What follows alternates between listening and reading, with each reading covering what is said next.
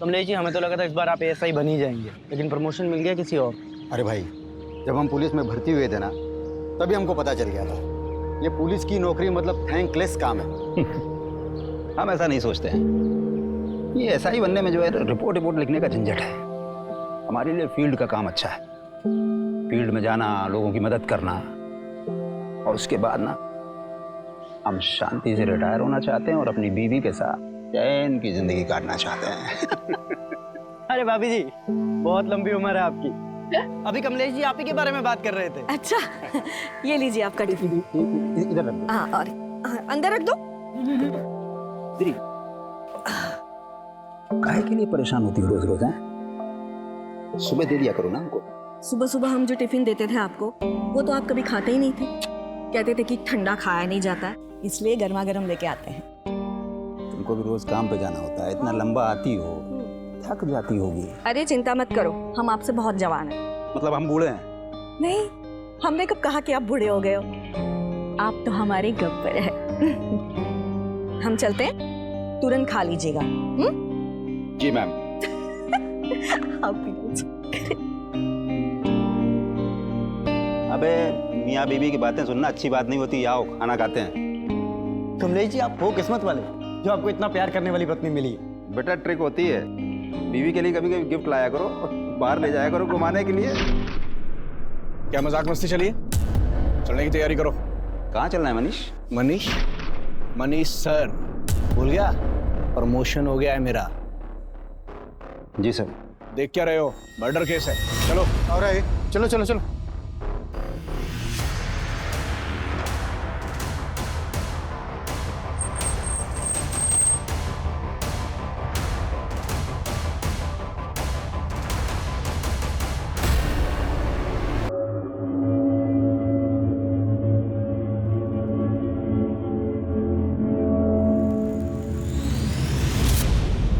Sir, लड़की पर पत्थर से वार करके मारा गया है। वो तो देख के पता ही चल रहा है। और तुम यहाँ क्या कर रहे हो? इधर उधर देखो, कुछ मिलता है तो जाओ।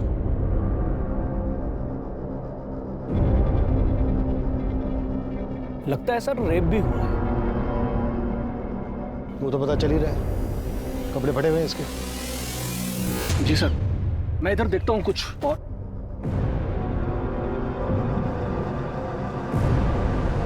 जानवरों की तरह नोचा है लड़कियां।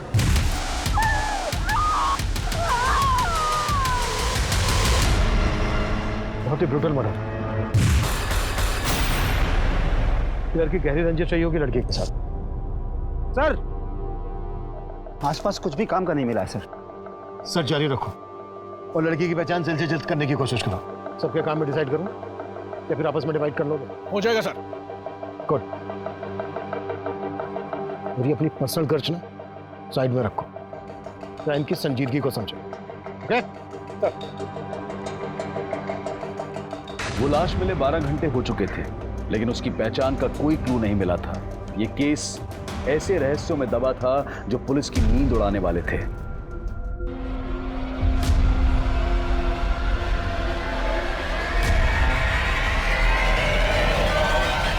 Rarest of the rare rape case है सर।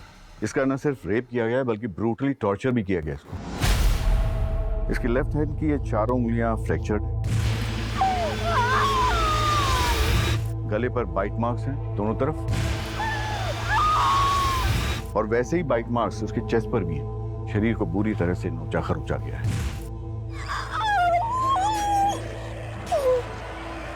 और फिर पत्थर मारकर इसको जान से मार दिया। गैंग रेप है डॉक्टर? नहीं सर, इसके शरीर से सिर्फ एक ही आदमी का डीएनए मिला है। जिस तरह से इसको रेप करके मारा गया है, उससे तो यही लगता है कि किलर बहुत ही विकृत मानसिकता है।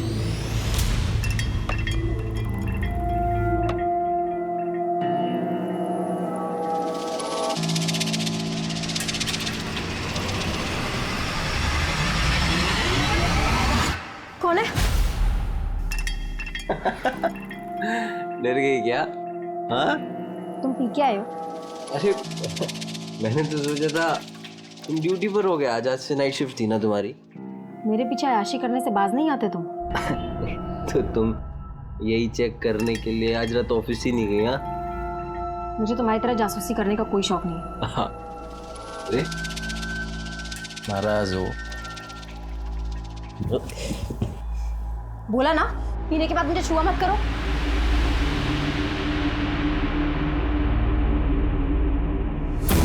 समझती क्या तू अपने आप को? हाँ, अगर इतने ही खलते हो तो शादी क्यों की मुझसे? इसीलिए तो पछता रही हूँ। सारी तो अब पछता पछता।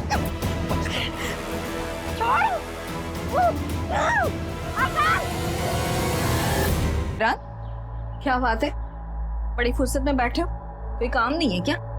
रितु चाची, आप तो हमारे काम की हालत जानती है। प्रॉपर्टी में इतनी मंदी चल रही है कि सेल्स परचेस कुछ हो ही नहीं रही। अगर ऐसे ही चलता रहा ना तो दुकान का किराया निकालना मुश्किल हो जाएगा।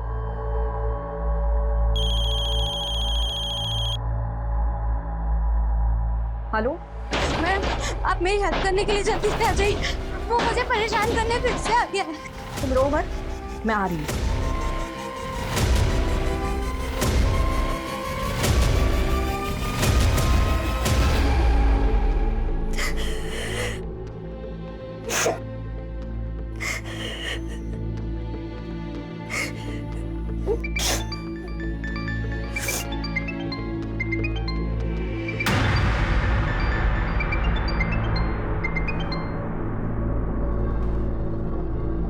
हेलो हेलो सलोनी, बोल क्यों नहीं रही हो? पैसों का इंतजाम नहीं हुआ क्या?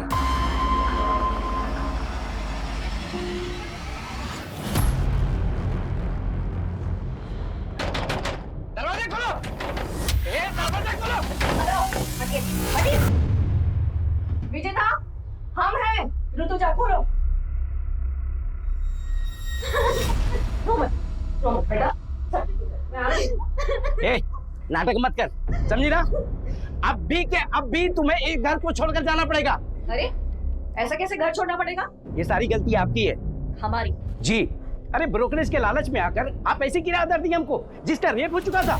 इस लड़की का रेप हुआ है तो इसमें इस बेचारी का क्या दोष? एक बात कान खोलकर सुन लीजिए, एग्रीमेंट के लॉकिंग टाइम तक आपने इसको जरा भी परेशान किया ना, अंदर करवा दूंगी। सर, मैंने कई सेक्स ऑफेंडर्स को राउंड अप किया है, सबका रिमांड चालू है, लेकिन किसी ने मुंह नहीं खोला है। जब तक इस लड़की की पहचान नहीं पता चल जाती तब तक ये केस आगे नहीं बढ़ पाएगा। सर, मैंने भी आसपास के थानों में पता किया, कहीं किसी लड़की की मिसिंग की कंप्लेंट नहीं मिली। तो हाथ पे हाथ रख के बैठ जाओ। नहीं सर, मैं सर्चिंग चालू है। सर, मैंने कमलेश को सुपरवाइज करने के लिए कहा, लेकिन उसने कोई अपडेट ही नहीं दिया। अगर वो अपडेट नहीं देगा तो तुम फोन करके उससे नहीं पूछोगे? नहीं सर, मैंने उसको फोन किया था, लेकिन सर उसने उठाया नहीं। हाँ कमलेश, बोलो। सर, मेघनगर के किराने वाले ने उस लड़की का फोटो आइडेंटिफाई किया है।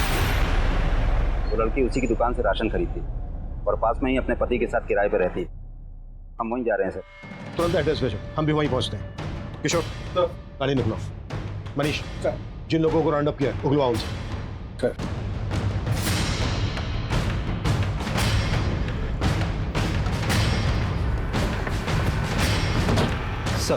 सर, लड़की का नाम आरती है, अपने पति के साथ किराए पर रहती थी यहीं पर। मकान मालिक बगल में ही रहते हैं। ये सर हरिचरण, आरती के मकान मालिक। ताला खोलो। सर, चाबी नहीं है, चाबी मेरे दूसरे घर पे रखी है सर। मैंने लड़के को भेजा है, वो चाबी लेके आता ही होगा। इस लड़की आरती का हस्बैंड कहाँ है? सर, अभी तो कुछ पता नहीं, कई दिनों से यहाँ ताला लगा हुआ था। सर, साहब आए थे तो मैंने विनोद को फोन भी किया था, लेकिन उसका फोन तो बंद आ रहा है। विनोद, ये आरती के हस्बैंड का नाम है? हाँ जी सर। कब से रहते थे ये दोनों यहाँ किराए पर? ये तकरीबन 7 महीने हो गए। ये है हमारा सिटिंग एरिया और ये है हमारा घर। पसंद आया तुम्हें?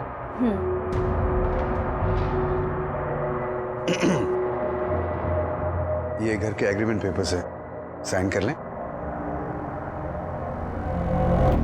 विनोद की पत्नी का इतनी बुरी तरह से रेप हुआ है, मर्डर हुआ है। विनोद गायब कहाँ है?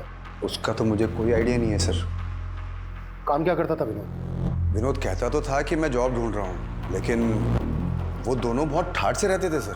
देख करके कभी ऐसा लगा नहीं कि उनको कोई पैसों की कमी हो। आरती जल्दी करो, मूवी शुरू हो जाएगी। हमेशा लेट।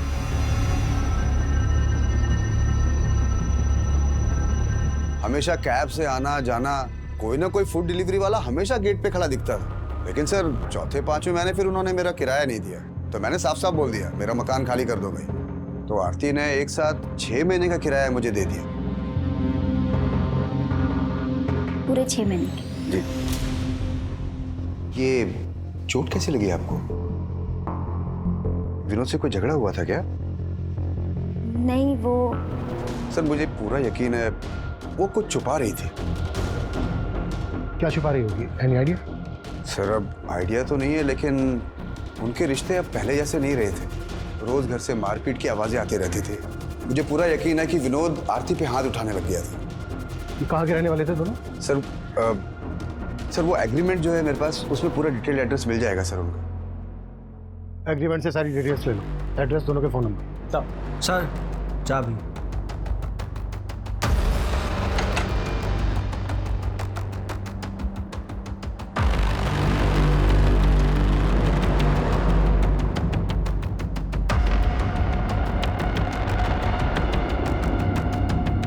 पूरे घर की तलाशी लो, कुछ भी छूटना नहीं चाहिए।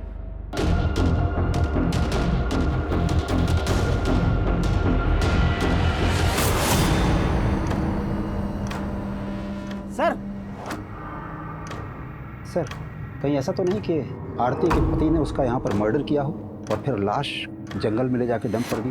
लेकिन लड़की के साथ इतना ब्रूटल रेप हुआ, वो यही हुआ होगा। किशोर, ये ब्लड सैंपल फॉरेंसिक को भिजवा, पता करो कि ये ब्लड आरती का ही है। गुड जॉब कमलेश, तुमने काफी जल्दी लड़की की पहचान पता कर ली। सर ये एग्रीमेंट आरती के पति विनोद के नेटिव एड्रेस। हो सकता है विनोद यहीं जाकर छुपा हो, चल के पता करते हैं। किशोर, तुम आरती और विनोद के बारे में पता करो, क्या वाकई में उनका रिश्ता इस हद तक पहुंच गया था कि विनोद ने अपनी पत्नी के साथ इतनी बुरी तरह से रेप किया, मर्डर किया, या फिर कहानी कुछ और है?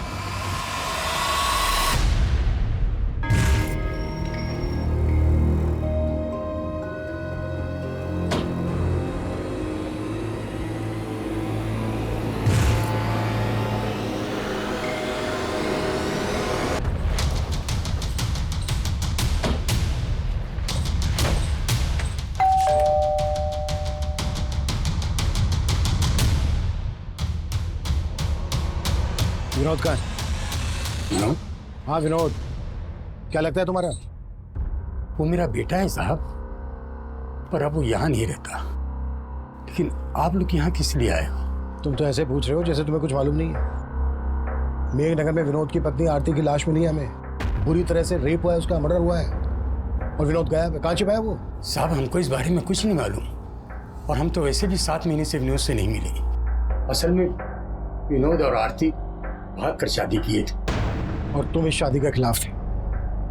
कहीं ऐसा तो नहीं है किसी बात का बदला लिया आरती से? नहीं साहब, मैं बता चुका हूँ आपको कि हम नहीं जानते कि आरती और विनोद कहाँ रहते थे।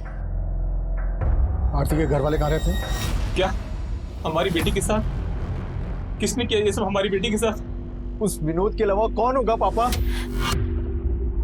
शक तो हमें भी विनोद पर ही है। आप लोगों को सच में नहीं मालूम था कि वो दोनों कहाँ रह रहे थे?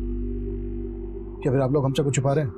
हम आपसे क्या छुपाएंगे साहब, हम तो खुद पिछले 7 महीनों से बेटे का शक्ल देखने को तरस गए थे। उसने आरती को इतना बरगलाया था कि हमारी बेटी यहाँ से अपनी माँ के सारे गहने, रुपए, पैसे लेके उसके साथ भाग गई थी साहब। अब जब हमारी बेटी से उसका मन भर गया होगा तो उसने उसका ये हाल किया। हमें उस पर पहले से शक था साहब, वो सही आदमी नहीं था, लेकिन आरती नहीं मानी, वो हम सबको छोड़ के चली गई साहब। सर आरती और विनोद, हम दोनों के घर वालों का भरोसा नहीं कर सकते हैं। ऑनर किलिंग का भी एंगल हो सकता है। जितनी बुरी तरह से आरती का रेप हुआ है,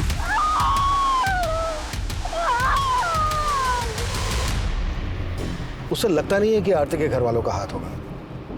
हो सकता है विनोद के घर वाले इसमें इन्वॉल्व हो। फिर भी दोनों फैमिलीज की एक्टिविटीज पे नजर रखो और विनोद के घर वालों के फोन नंबर सर्विलेंस पे डाल दो। शायद विनोद अपने घर वालों से कांटेक्ट करने की कोशिश करें। Yes sir.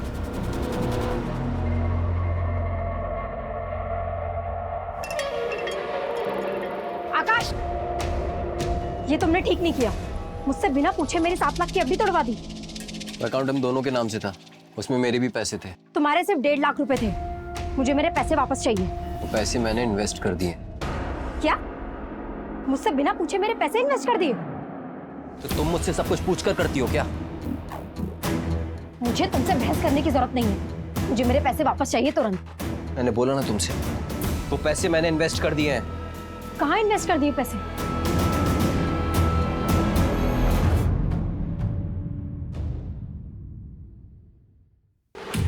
सुनो, तुम जल्दी से छुप जाओ, कहीं भी जल्दी करो, छुप जाओ।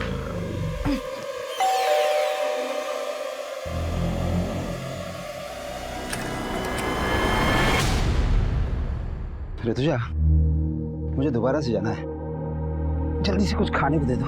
अरे अभी तो आए और अभी जाने की बात कर रहे हो? अरे एक केस के सिलसिले में जाना है, मुश्किल केस है थोड़ा सा, अगर ध्यान नहीं दिया तो कोई बेगुनाह फंस सकता है।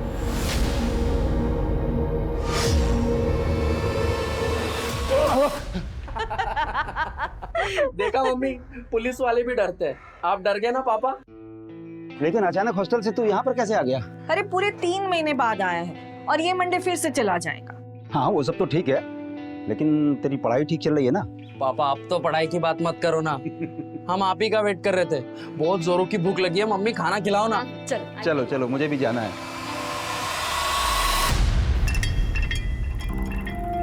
तो तुम मेरा पीछा कर रहे हो? सलोनी, तो मेरी बात सुनो सलोनी, मैंने कुछ ज्यादा गुस्से में बात करी। घर चलो आराम से, मैं तुमको एफडी के बारे में सब मुझे बता। तुमसे बात ही नहीं करनी है। अरे मेरी चलो। सर, आरती का फोन 7 सितंबर की रात करीब 10 बजे मेघनगर में बंद हुआ था और वहीं हमें आरती की लाश मिली थी। पोस्टमार्टम रिपोर्ट के मुताबिक कोई 10 बजे के आसपास आरती का मर्डर हुआ था। उस वक्त विनोद का फोन का एक्टिव था? सर, विनोद का फोन उस वक्त उसके घर वाले एरिया में एक्टिव था। विनोद का फोन 8 सितंबर की रात को बंद हुआ था। 8 सितंबर की रात को, यानी आरती के मर्डर के लगभग 24 घंटे बाद तक विनोद का फोन एक्टिव था। हाँ सर, मैंने आरती और विनोद दोनों के कॉल रिकॉर्ड्स चेक किए, उसमें एक कॉमन नंबर मिला है। किसका नंबर है? सर, वो इस सिकंदर नाम के आदमी का नंबर है। आरती और विनोद दोनों की इससे बातचीत होती थी। सर, सिकंदर ने ही आरती को आखिरी बार कॉल किया था और हत्या वाली रात क्राइम सीन पे इसका नंबर भी एक्टिव था।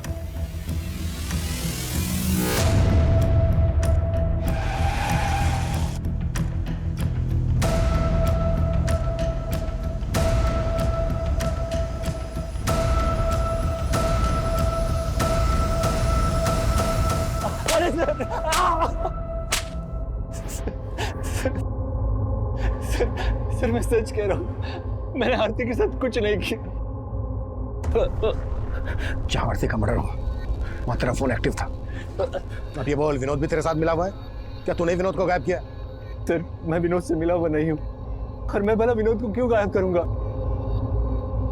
लेकिन सर, जब लास्ट टाइम मुझे विनोद मिला था तो वो आरती को लेकर बहुत परेशान था। विनोद, मैंने आरती को कल रात मेघनगर क्रॉसिंग पर ड्रॉप किया था। मैं खुद हैरान हूँ कि वो अब तक घर क्यों नहीं पहुंची। तो आरती है कहाँ? वो विनोद बहुत डरा हुआ था सर, उसके माथे पर चोट भी लगी थी। कैसे लगी थी चोट? ये तो उसने बताया नहीं, शायद कुछ छुपा रहा था। लेकिन सर, लगता है कि आरती को लेकर कोई झगड़ा हुआ होगा। ये कहानी सुना के भटका रहा है हमें। सर, मैं सच बता रहा हूँ, मैंने कुछ नहीं किया। विनोद और आरती इतने फोन क्यों करते थे तुझे? सर, वो विनोद मेरे गैराज में जॉब करता था। माना, विनोद तेरे गैराज में जॉब करता था इसलिए तुझे फोन करता था, और उसकी पत्नी आरती क्यों फोन करती थी तुझे? सर, वो भी जॉब ढूंढ रही थी, पर विनोद ने ही मुझे उससे मिलवाया था। सर, ये मेरी वाइफ है आरती, ये भी जॉब करना चाहती है। आपके तो बहुत सारे कॉन्टेक्ट्स हैं ना, इसको भी कहीं पे जॉब पे लगवा दीजिए ना। वो आरती के लिए जॉब ढूंढ रहा था या फिर तेरी बुरी नजर थी उस पर? क्या किया तूने उसके साथ? सर, मेरा विश्वास कीजिए, मैंने आरती के साथ कुछ नहीं किया। उस रात भी वो मुझे रास्ते पर मिल गई थी। वो घर जाने के लिए ऑटो ढूंढ रही थी तो मैंने उसे मेघनगर क्रॉसिंग पर ड्रॉप किया था। आई एम सो सॉरी आरती, मैं थोड़ा जल्दी में हूँ, मुझे सीधे निकलना है, वरना तुम्हें घर तक छोड़ दूँ। इट्स ओके सर, कोई बात नहीं। Bye.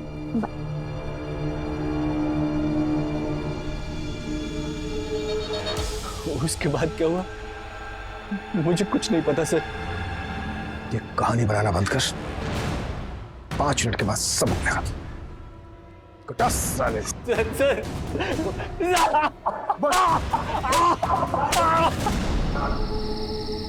Auto, auto.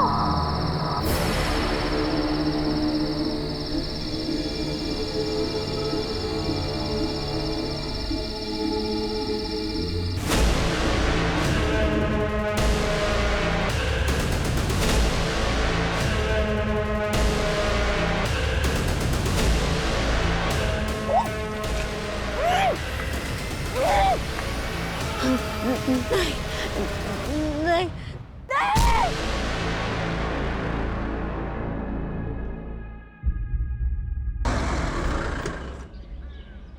Sir Sikandar को बहुत तोड़ा लेकिन वो कुछ उगला नहीं। डीएनए लो और आरती की बॉडी से जो मेरे रेपिस्ट का डीएनए मिला मैच करो। सर विनोद पर क्या लीड है? सर उसके फादर का फोन सर्विलेंस पे, लेकिन कुछ भी सस्पिशियस नहीं मिला। हो सकता है विनोद कहाँ गायब है ये सिकंदर जानता हो। एक काम करो, सिकंदर को जाने दो और नजर रखो उस पर। सर मनीष सर, सिकंदर बोल रहा था कि जब विनोद उसके पास आरती को पूछने आया था तो विनोद के सर पे चोट लगी। आरती के घर से जो हमें ब्लड मिला है चेक किया, आरती का ही है। सर वो कमलेश देख। सर मैं देख। बेटर। सर ब्लड की फॉरेंसिक रिपोर्ट आ गई है। आरती के घर जो खून के धब्बे मिले थे वो आरती के ब्लड ग्रुप से मैच नहीं कर रहे थे। विनोद पर क्या रिपोर्ट है? सर विनोद की तो कोई लीड नहीं मिली, लेकिन मैंने आरती के घर वालों की एक्टिविटीज चेक की। जिस दिन आरती की हत्या हुई थी उस दिन आरती के फादर और उसका भाई, इन दोनों का फोन आरती के घर वाले एरिया में एक्टिव था। यानी कि उस दिन मेघनगर आए थे और इन्होंने हमसे झूठ बोला कि इनको मालूम नहीं था आरती और विनोद कहाँ रहते। एक टीम भेजो दोनों को उठाने के लिए। सर कंट्रोल रूम से फोन आया था, जैविकपुरा में एक और लड़की की लाश मिली है।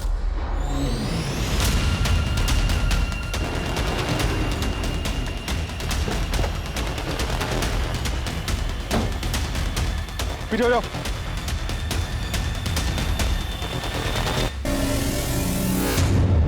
अरे सर इस लड़की की तो मिसिंग कंप्लेंट है। आकाश इसके पति ने इसकी कंप्लेंट लिखवाई थी और इसका नाम सलोनी है। ये देखिए।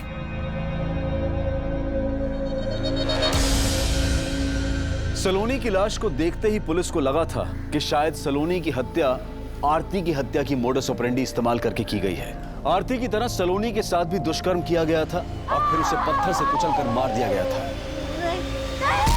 सलोनी का पति आकाश भी शक के घेरे में था और पुलिस सलोनी और आकाश से जुड़ी हर जानकारी जुटा रही थी। वहीं आरती के केस में आरती के पिता और भाई की भूमिका भी संदिग्ध नजर आ रही थी। तुम दोनों ने बोला था कि तुम दोनों को पता नहीं था कि विनोद और आरती कहाँ रहते थे। 7 सितंबर को तुम दोनों मेघनगर में थे जहां आरती रहती थी।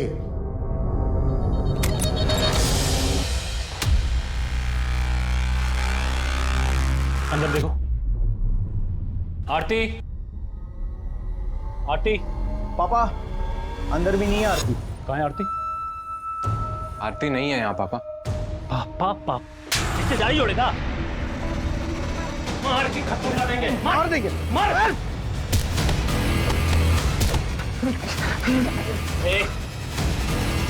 कहाँ है हमारी बेटी? मुझे नहीं मालूम है। ये नहीं मानेगा ये। फोन कहाँ है इसका? आरती का नंबर होगा। आरती तू कहाँ है बेटा? पापा। आरती, आरती बता। साले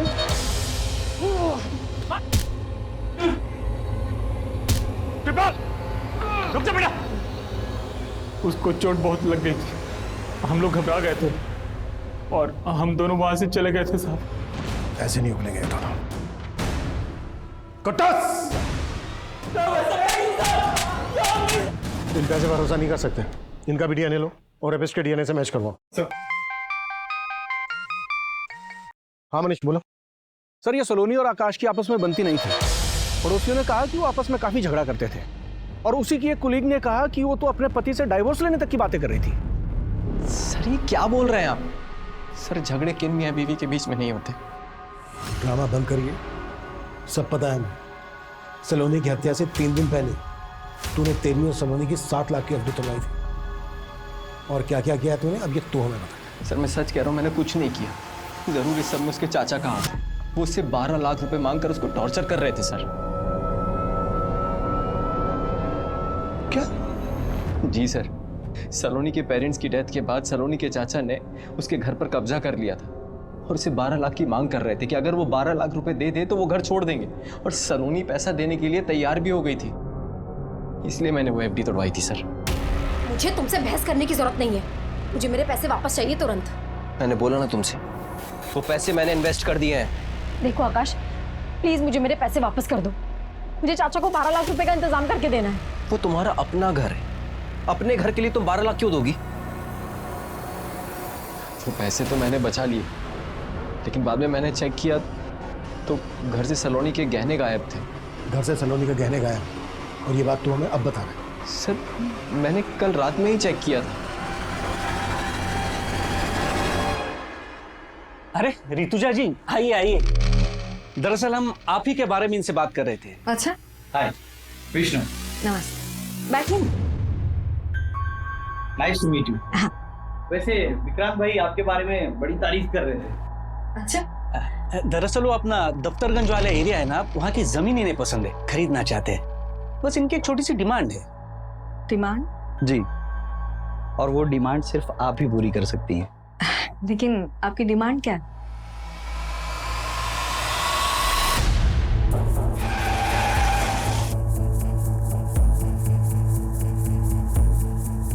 सर ये सलोनी का पति ना बकवास बातें कर रहा है। लेकिन ये घर तो सलोनी के पिता के नाम पे था ना, तो उनके मरने के बाद लीगली ये घर सलोनी का होगा। आप यहाँ क्या कर रहे हैं? मैं यहाँ क्या कर रहा हूँ? अरे हम यहाँ पे रह रहे हैं, इसका मतलब ये नहीं है कि हमने कब्जा कर लिया है। लेकिन सलोनी के ना रहने से कब्जा तो आप ही का होगा ना? सर आपके कहने का मतलब क्या है कि हमने सलोनी का हत्या करवा दिया? ऐसा हो भी सकता है। वैसे सलोनी से 12 लाख किस बात के मांग रहे थे आप? सर सलोनी के पिता की तबीयत हमेशा खराब रहती थी और उनकी बीमारी का सारा खर्च हमने उठाया था, और इसीलिए मैं सलोनी को बार बार फोन करके ये बताया करता था कि मेरे 12 लाख मुझे लौटा दो और ये घर का कब्जा ले लो, और वो तैयार भी थी मुझे पैसे देने के लिए। लेकिन उसका पति ना, मैं जानता हूं, वही उलूल जुलूल की बातें आप लोगों के कान में फूंक रहा है। उसका हिसाब हम कर लेंगे। आपको हमारे साथ चलना होगा, आपका भी डीएनए होना है। मेरा?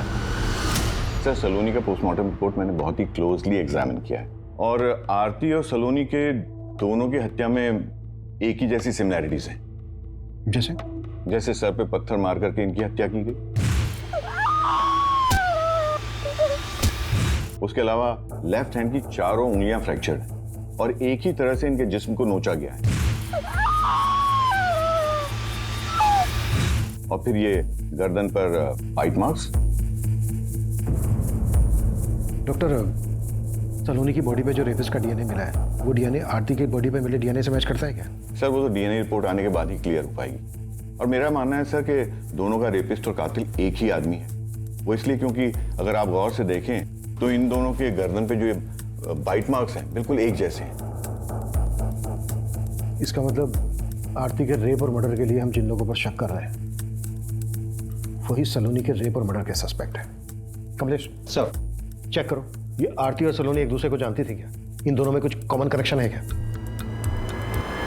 काफी कोशिशों के बावजूद पुलिस को सलोनी और आरती के बीच में कोई कॉमन कनेक्शन नहीं मिल रहा था, लेकिन ये साफ लग रहा था कि इन दोनों लड़कियों के साथ दुष्कर्म करने वाला और उनकी हत्या करने वाला आदमी एक ही था। देखते ही देखते इन दोनों केसेस ने पूरे क्षेत्र में हड़कंप मचा दिया। विमेन सेफ्टी को लेकर पुलिस पर सवाल उठने लगे, और इसी दौरान कुछ ऐसा हुआ जिसने पुलिस को फिर से हैरान कर दिया।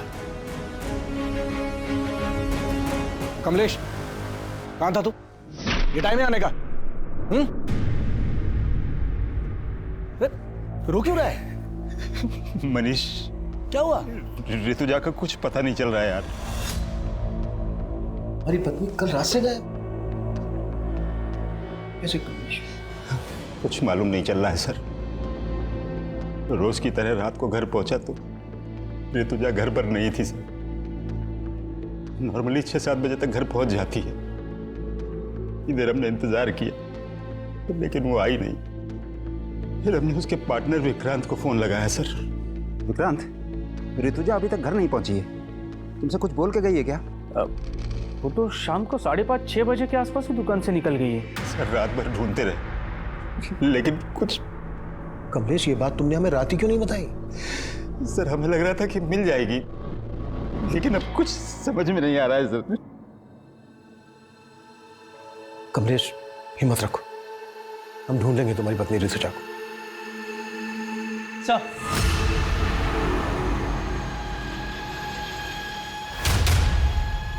हामिद बोलो। हाँ सर, विनोद का फोन कानपुर में ऑन हुआ था। कानपुर पुलिस से कांटेक्ट करो, इसकी अपडेट दो, शायद वहां से हमें कोई लीड मिल जाए। सर,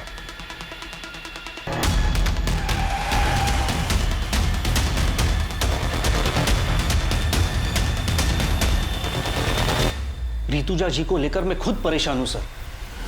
मुझे समझ में नहीं आ रहा कि वो कल रात घर क्यों नहीं गई। कल ऋतुजा जी कितने बजे निकली थी यहाँ से? करीब 5:30 बजे। विक्रांत, वो राजीव नगर वाला घर अगले महीने खाली हो रहा है, तो उसके लिए किराएदार ढूंढना है। हम चलते हैं, बाकी की बात सुबह करेंगे। और उन्होंने आपको बताया था कि वो कहाँ जा रही हैं? नहीं सर, बताया तो नहीं था, लेकिन मुझे तो लगा कि वो घर ही गई होंगी। आपको किसी पे शक है? शक तो नहीं है सर, लेकिन हाँ, एक बात थी जो मैं कमलेश जी को फोन पे बताना भूल गया। कैसी बात? सर, कल एक विष्णु नाम का आदमी आया था। हमारा दफ्तरगंज वाला एरिया है, वहां की जमीन खरीदनी थी उसे, लेकिन उसकी एक डिमांड थी जो ऋतुजा जी को पसंद नहीं आई। आपकी डिमांड क्या है? एक्चुअली ऋतुजा जी, वो जो जमीन है उसके एकदम पास एक छोटी सी जमीन का टुकड़ा है जहाँ पे कुछ झुग्गी झोपड़ियाँ भी हैं। मैं चाहता हूँ कि वो जमीन का टुकड़ा हमें मिले। वो जमीन उन आदिवासियों की है, आपको कैसे मिल सकती है?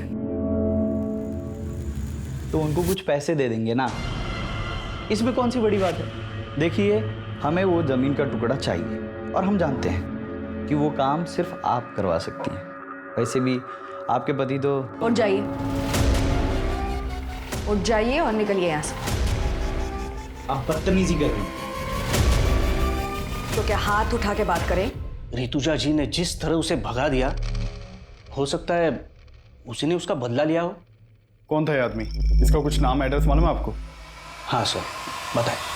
सर, कमलेश जी की बीवी ऋतुजा का फोन कल रात हरिनगर एरिया में बंद हुआ था। कमलेश से पूछो कि हरिनगर में उसकी जान पहचान वाला कोई रहता है क्या? सर, हमने कमलेश जी से बात की है। उनका कहना है कि वहाँ उनका ऐसा कोई भी नहीं रहता जहाँ ऋतुजा जा सके।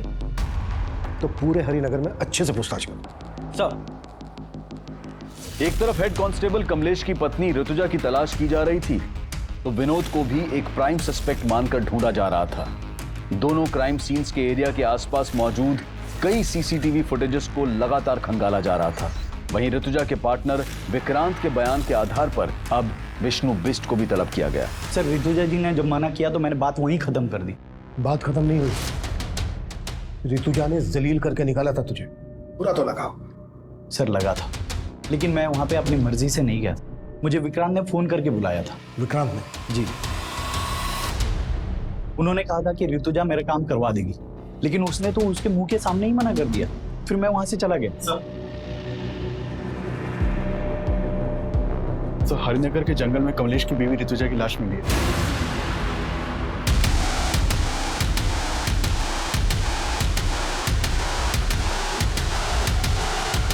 पीछे पीछे हो जाइए, पीछे हो जाइए।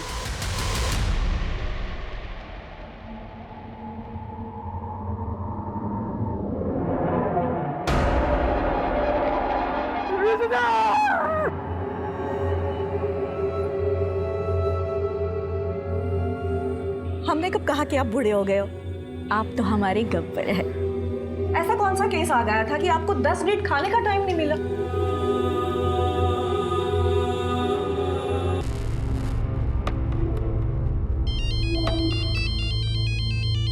Sir, hello. ठीक है सर, विनोद कानपुर में पकड़ा गया है।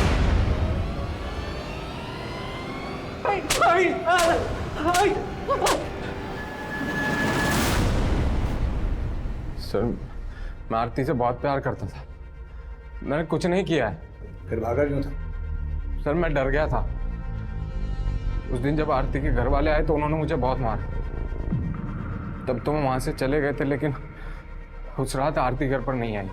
और फिर आरती की हत्या की खबर पढ़ के मैं बहुत डर गया था सर। डर गया था? अगर डर गया था तूने कुछ नहीं किया तो डरने की क्या जरूरत है? सर, मुझसे गलती हो। पैसों की तंगी में मैंने आरती की लाइफ बर्बाद कर दी। पैसे की तंगी? तो कहना क्या चाहता है? सर, मैं चाहता था कि आरती की जॉब लग जाए, लेकिन सिक्का ने मुझसे कहा कि अगर मैं आरती को उसके साथ... वो तुम्हें समझ में आ रहा है? तुम क्या बोल रहे हो? आरती, समझने की कोशिश करो। 3 महीने से किराया नहीं दिया है, कुछ नहीं बचा है हमारे पास। और आरती, अगर तुम नहीं मानी ना तो मकान मालिक हमें घर से बाहर निकाल देगा। तुम ये कहना चाहते हो कि मैं चंद पैसों... आरती, चंद पैसे नहीं है, जरूरत है हमारी अभी। तो क्या करें, घर चले जाएं? एक्सेप्ट करेंगे वो? मार डालेंगे आरती हमें। आरती, जब तक मुझे कुछ अच्छा काम नहीं मिलता तब कर लेते हैं ना।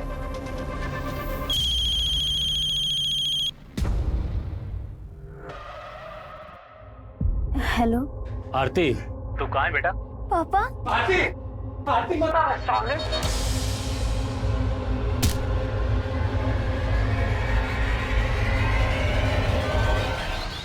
तो जब मुझे पता चला कि आरती के साथ इतना सब कुछ हुआ है तो मेरा शक सीधा सिकंदर पर ही गया। लेकिन अगर मैं आपको उसके बारे में बताता, मुझे ये भी बताना पड़ता कि आरती को वहां पर क्यों भेजता था। अपनी बीवी से धंधा करवाता है और बोलता है भरोसा करो। तोड़ साले को। सर सर सर सर मैं मानता हूँ कि मैं आरती के साथ रिश्ता रख के विनोद को पैसे देता था, लेकिन सर उस रात मैंने आरती को मेघनगर क्रॉसिंग पे ड्रॉप कर दिया था।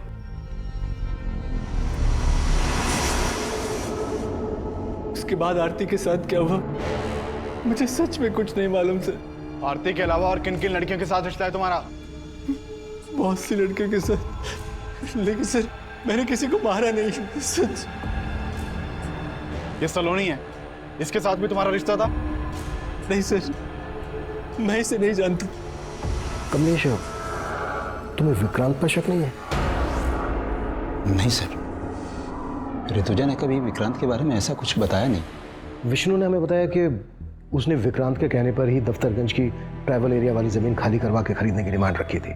हो सकता है ऋतुजा का मना करना विक्रांत को बुरा लगा हो और विक्रांत ने ही ऋतुजा का रेप और मर्डर किया हो, बाकी दोनों मर्डर्स का एमओ इस्तेमाल कर। हमारी तो कुछ समझ में नहीं आ रहा है सर।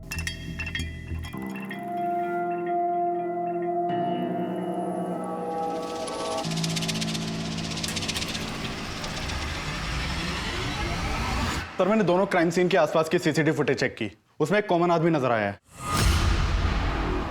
ये देखिए सर, ये आदमी मेघनगर में आरती के पीछे जाता हुआ दिख रहा है और जैविकपुरा में सलोनी के पीछे।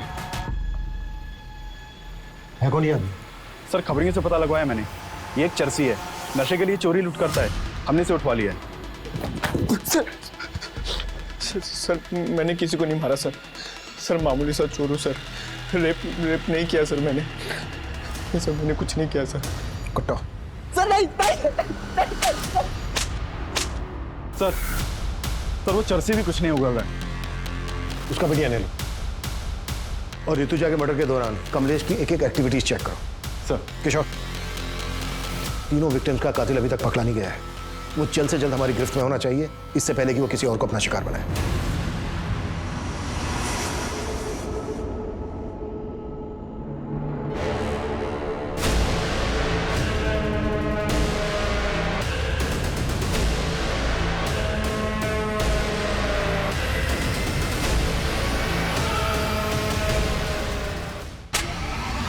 सर वो दोनों लड़के को सर मैं नहीं मारा है सर।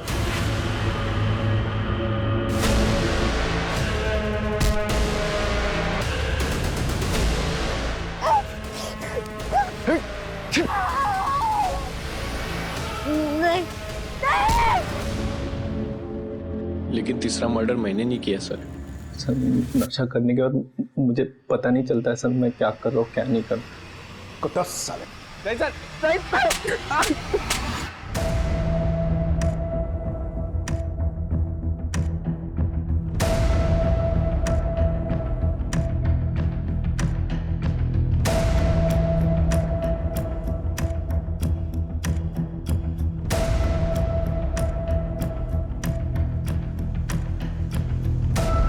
सर आप कहना क्या चाहते हैं?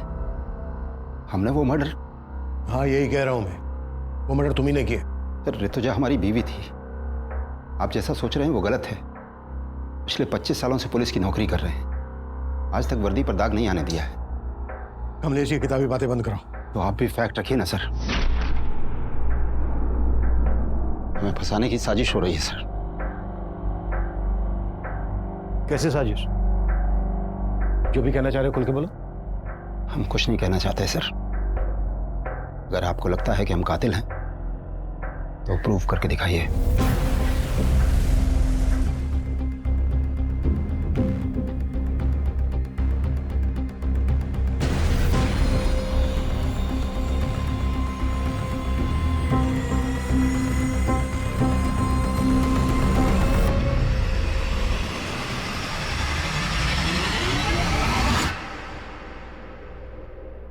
हेलो डॉक्टर, ऋतुजा की पोस्टमार्टम रिपोर्ट का क्या स्टेटस है? Are you sure doctor?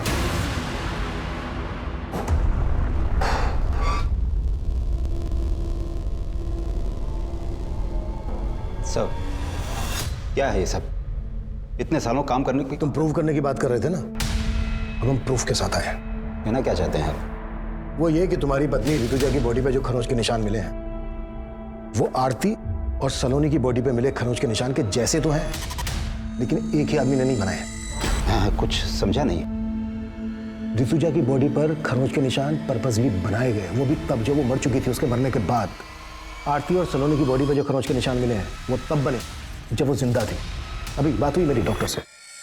Doctor का कहना है कि ऋतुजा के गले पे जो बाइट मार्क है वो आरती और सलोनी के गले पे मिले बाइट मार्क से बिल्कुल अलग है, मतलब अलग आदमी का है। डॉक्टर ने यह भी बताया कि ऋतुजा का रेप नहीं हुआ था, जबकि आरती और सलोनी का रेप हुआ था।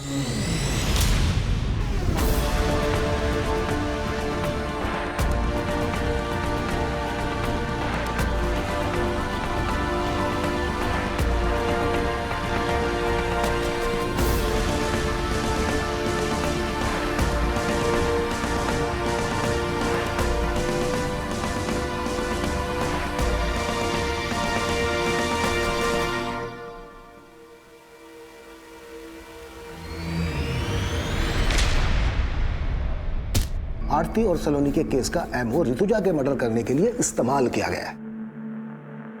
अब सवाल यह बनता है कि आरती और सलोनी के केस के एमओ की बारीकी हमारी टीम और पोस्टमार्टम डॉक्टर के अलावा किसी और को तो मालूम नहीं थी। हमने ना ही किसी अखबार में दिया, ना ही सोशल साइट पर। यह एमओ कुछ ज्यादा ही परफेक्टली इस्तेमाल किया गया, इसलिए हमें तुम पर शक हुआ। और हमने जब तुम्हारे घर पे नजर रखी तो हमें कलसी नाम की लड़की के बारे में पता चला। रिश्तेदार है ना तुम्हारी। हमने कलसी और तुम्हारे बेटे सरंत दोनों को उठवा लिया। सर, हम और सारंत एक दूसरे को बचपन से जानते हैं। हम अपनी सारी प्रॉब्लम्स हमेशा सारंत के साथ ही शेयर करते थे और हमें पता ही नहीं चला कि हम कब एक दूसरे के करीब आ गए। तुम दोनों तो कजन हो ना, फिर भी। सर, हमसे एक बार भूल हो गई थी। हमने सोचा दोबारा ऐसा नहीं करेंगे, लेकिन ऐसा नहीं हो पाया सर। मैं उस वीकेंड पे हॉस्टल से सीधा घर पे आया था और मम्मी पापा के एब्सेंस में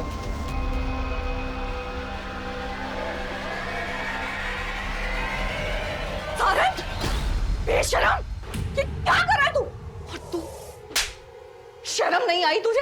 हाँ, कजिन हो तुम उसकी, बड़ी बहन हो, शर्म नहीं आई? चाची माफ कर दो गल। अरे क्या माफ कर दो? क्या माफ कर दो तुझे? और तू ना, तेरे को तो क्या करूं मैं? तेरी वजह से सब हुआ है। तू निकल। क्या किया?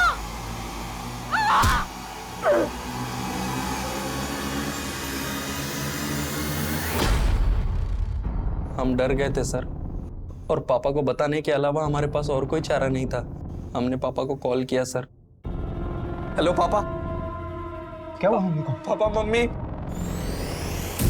ऋतुजा,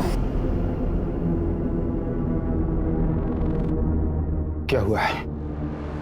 सच सच बताओ क्या हुआ है? दोनों लोग तुम सच सच बताओ क्या हुआ है? क्या हुआ है? मुझे माफ कर दो पापा। सर, हम अपने बेटे को बचाना नहीं चाहते थे, लेकिन उसको गिड़गिड़ाते देख हमारा मन पसीज गया। सोचा कि ऋतुजा को तो खो ही चुका हूं, और अब बेटे। हम मानते हैं कि हम अपने फर्ज से डगमगा गए थे सर, पर हम बेबस थे। बेबस थे साहब। आरती और सलोनी वो बेबस पीड़िताएं थीं जिनके अपनों ने कभी उनका साथ नहीं दिया। लेकिन कमलेश जिस बेबसी से लड़ रहा था, उस बेबसी में शायद कोई भी अपने फर्ज से डगमगा सकता था। लेकिन ऐसी स्थिति में जब सही और गलत का तराजू हमें ऐसे असमंजस में डाल रहा हो, तो हमारे फैसले का पलड़ा सच और सही की तरफ झुकना चाहिए। क्योंकि झूठ और गलत को जितना भी छिपाने की कोशिश की जाए, वो एक ना एक दिन सामने आ ही जाएगा। अब मैं अनूप सोनी आपसे विदा लेता हूं। फिर मुलाकात होगी क्राइम पेट्रोल सतर्क के ब्लैक हेडलाइंस अध्याय में एक और नए केस के साथ। और याद रखें, क्राइम और आपके बीच में सिर्फ इतना फर्क है कि आप कितने सतर्क हैं। सतर्क रहें, सुरक्षित रहें। जय हिंद।